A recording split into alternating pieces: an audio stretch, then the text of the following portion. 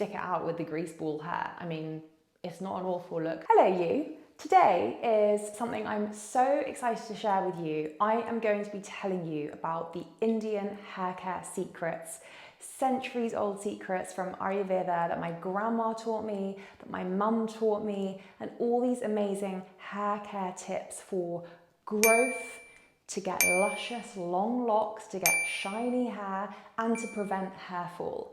Now, a lot of this is down to many different factors. It could be genetics, it could be stress. So there's so many things going on here, but I hope that these tips are going to help you. There's 3 of them. Let's get right into it. First off, you're going to wash your hair less. So this is one thing that I started doing. Actually in 2020 in the pandemic, my hair was so much shorter. I mean, it's kind of tied up and it's got oil in it, so you can't really see its full length, but I'll put a little image so you can see how long it is. But my hair was a lot shorter before 2020. And that's because I was going into the office every day, I was going into work. And if my hair was a tiny bit greasy, I would be like, I have to wash it. I can't go into the office without washing my hair. And so I would wash my hair 3, maybe 4 times a week. And when the pandemic hit, there was none of that. So I didn't have to wash my hair as often. And I noticed something really interesting. When I stopped washing my hair, it didn't get as greasy as quickly. And I know now that this is because when you wash your hair more frequently, you get used to that routine and your hair gets used to that routine. And so it needs to be cleaned more often. But actually it doesn't, and you just need to break through that initial stage where it's feeling oily. Use a dry shampoo, use talcum powder, use whatever you need to use that will help you, or just stick it out with the grease ball hair. I mean, it's not an awful look, straight back, it's all good. The first thing I did was really wash my hair less. So now I wash my hair about once, maybe twice a week, and that has made a huge difference to the growth. My hair went from like here all the way down to here after I did this. When you wash your hair really frequently, it actually strips away the natural oils that are present in the hair. And that's why it's important to monitor how frequently you're washing it. It might be something that you're not even realizing, like you don't even realize how often you are washing your hair. So have a think about what is your natural and normal routine to do, and then see if you can wash that hair less to avoid breakages. Because when we overwash the hair, we are stripping away the natural oils, and we're also creating the likelihood for there to be more breakages within our hair. So washing your hair less is my number 1 tip for a healthy scalp and to make sure that you have lovely long hair growth. Number 2 is all about the scalp. The scalp is everything. When we take care of our scalp, which is where your hair follicles are growing out of, you will notice a huge difference to the health of your hair.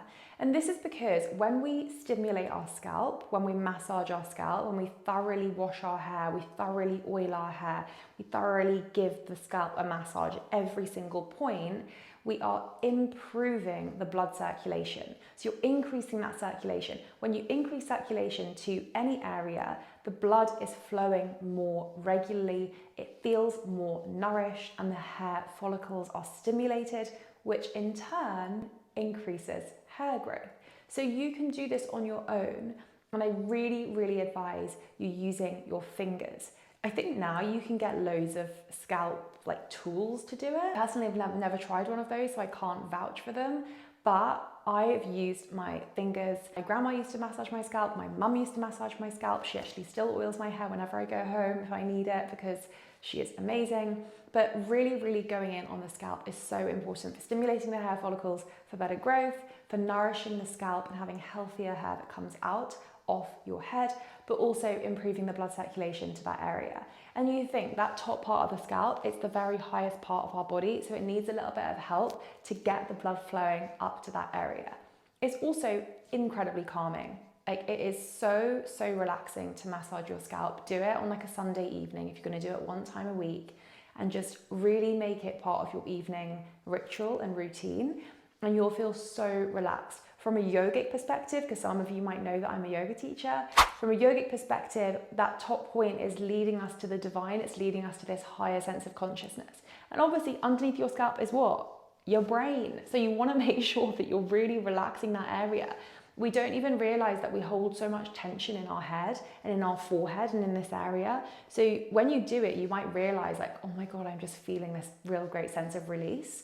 And that is it. It's relaxing as much as it is benefiting your hair growth. And the last one, and some of you who follow me on Instagram probably won't be surprised by this because I share this quite a lot, which is oiling your hair. Now, hair oiling is a huge part of Indian culture, of South Asian culture. Like I said earlier, when my grandma and my mum have been massaging my scalp, it has been part of a hair oiling routine. So my head would be massaged with this oil, my ears would be oiled. I can talk more about that in another video if you want me to, let me know in the comments.